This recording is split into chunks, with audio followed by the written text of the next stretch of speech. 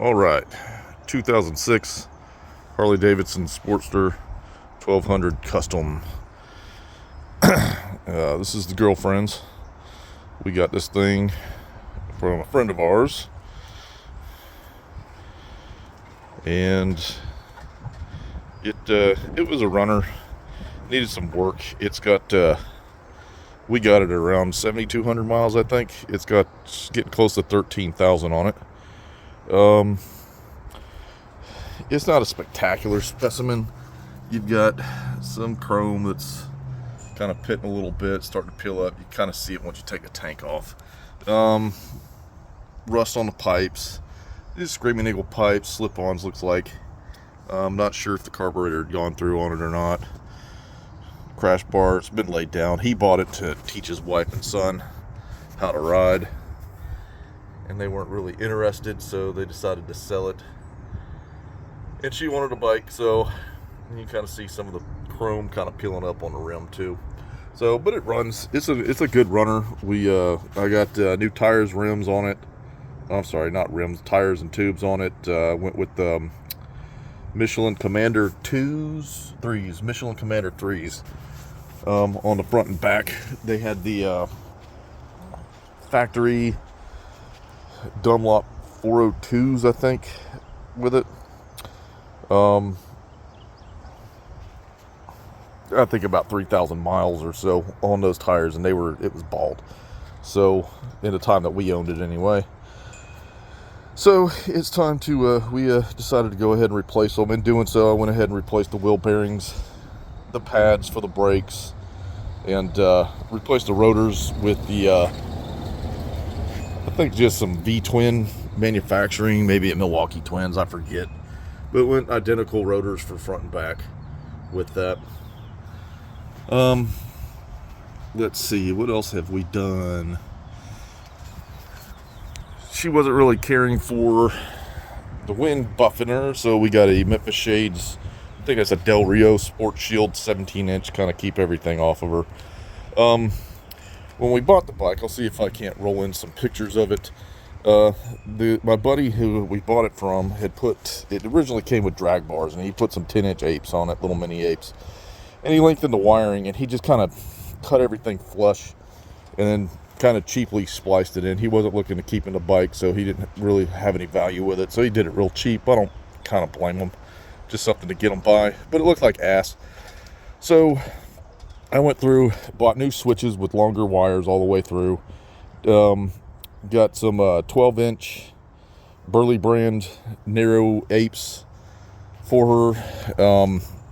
Routed the wiring inside, depinned the connector, repinned the connector with the new wiring after cutting it to length and putting pins in. Lengthened the cables because he had the cables all routed wrong.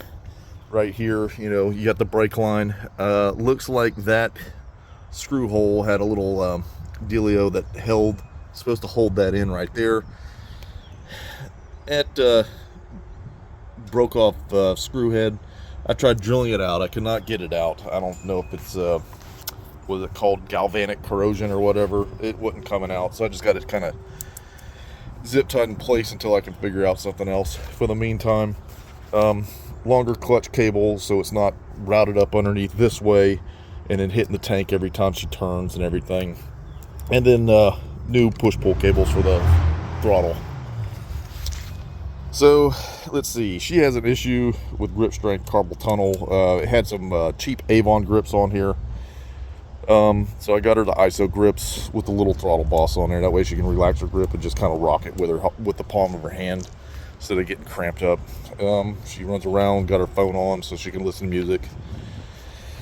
The seat pan was cracked. The seat covering was peeling up right here, and her leg was getting soaked from the foam inside getting wet when the bike would get wet. So got her Saddleman Step-up Seats with the pleat in the front, diamond stitch in the back. Upgraded for that. It's narrower for her. She's only 5'2", so it does help her out. And she hasn't been dropping the bike quite so much. These are just, we took a pretty long day trip. She wanted to pack some stuff. It was going to be kind of cold, so we needed to carry some cold weather gear. So these are some Throwover saddlebags, old Saddleman Slants, I think. I think they're a large or extra large that I had way back on my Suzuki Boulevard from about 17 years ago. So we just threw those on there. They're kind of zip tied to the brace down below. But I mean, I guess eventually I'm going to relocate the rear turn signals back here to the license plate, and then probably get some quick detach hard bags. That way when she's in town, she likes to strip everything off. That way, turn up a key or whatever, she can pop it off, kind of like the old easy brackets that you could do. And then all she's got to do is throw a little bag over here with the tall sissy bar. Probably going to change out a sissy bar that has a little shelf. So if we ever want to take a trip or something, which this bike actually does really well on trips for her. They've got the one that has a tall sissy bar like this. It's got the little piece that folds down, so you have a rear luggage rack, so she can have bags, rear luggage here, and then she can do something on the seat. Replaced the tail light. Got a Amazon special one. Flashes 3 times when you hit it, and then it stays on when you go through. Let's see. That is the rear brake rotor. I kind of like those brake rotors better than what came on it. They kind of match the way that I had is. It kind of matches with the rims a little better with the spokes. Let's see. Since ownership, had to rebuild the rear master cylinder up underneath here, and replace the rear brake switch. I did have to end up replacing the rear or the front brake switch, which ended up getting replaced again once I replaced the switches when I put the taller handlebars on. Let's see. So her clutch was slipping pretty bad on her. We had just adjusted it, and it started slipping again. So I told her just bring it to the house. We parked it. I ended up towing it to my mother's house because my house doesn't have a garage or a really good flat spot to really work on. And all my tools are over there too. Bought a new clutch and got a Barrett extra plate clutch, and then a new clutch spring for it. Put it in that the spring plate, the grenade ring or grenade plate, what everybody calls it, was starting to go. It had one rivet that had pulled out, and then the little plastics, or not plastic, but little steel shim springs or whatever, had already started falling out from it. So caught that in time before it really started doing any kind of damage. I did screw up and try to take the wrong C-clip out, and ended up breaking the pressure plate. So I ended up buying another one of those, $26 from Drag Specialties, I think. Let's see. She didn't like the turn signals up on handlebars, so I got Arlen Ness replacement, or not replacement, but relocation kit right here. Comes with the bolt to get it mounted to the triple tree, but there is nothing to mount the headlight or the turn signal to that. It is a 5/16 by 24 pitch thread. Harley Davidson has a kit like that, but it lists the screws as being 5/16 18 pitch, but it's actually 24 pitch thread. And I got a split ring lock washer in there. Looks like her turn signal cap fell out off the last time she went out, so one of the little tabs was broken, so I guess I'm gonna have to replace that.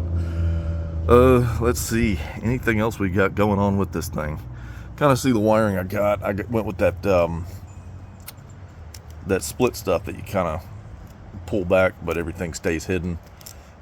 Shortening it up, just trying to clean everything up and make it look a lot better than what it did, because it was just a bundle of wires just kind of looped around right here and zip tied. Just looked really bad. Oh yeah, and then the headlight. I mentioned the headlight. Amazon special, works great. That old one, you might as well have been holding a candle out in front of you trying to ride down the road at night. Couldn't really see anything.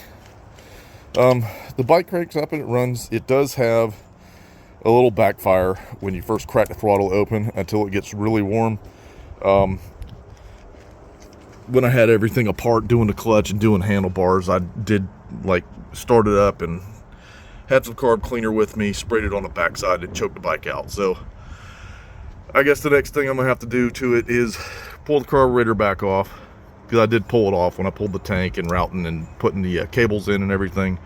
Well, I'll end up having to pull the carburetor off, replacing that, probably pull the intakes off, replace the gaskets on that, and have to get that little special tool for that.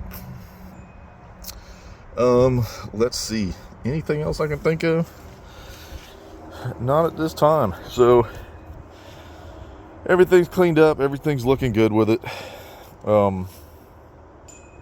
Yeah, so I guess the next step is first mechanically get that unmetered air issue fixed, and then start working on this back end and start getting that cleaned up. So, and I'll try and cut in some pictures or something. I'm gonna play around with a little video editing software I found on my old laptop. So just something to tinker around with, and eventually get a video out of what's going on with my bike. So, all right, y'all.